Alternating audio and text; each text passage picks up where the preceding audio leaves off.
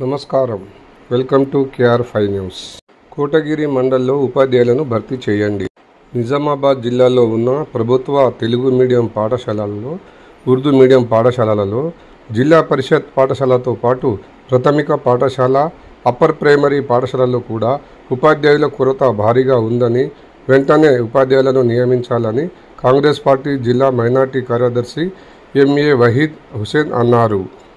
ఈ సందర్భంగా జిల్లా కలెక్టర్ కార్యాలయంలో కలెక్టర్కు కలిసి వినతి పత్రం ఇచ్చి సమస్యలను పరిష్కరించాలని కోరడం జరిగింది.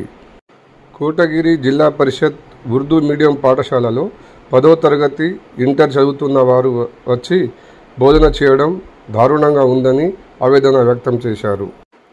ఇలాంటి వారు విద్యార్థులకు బోధన చేస్తే ఎలా అని ఆయన ప్రశ్నించారు. అర్హత గల ఉపాధ్యాయులు బోధన చేయాలని, ఇప్పటికైనా ఉపాధ్యాయుల నియామకం చేయాలని ఆయన తెలపడం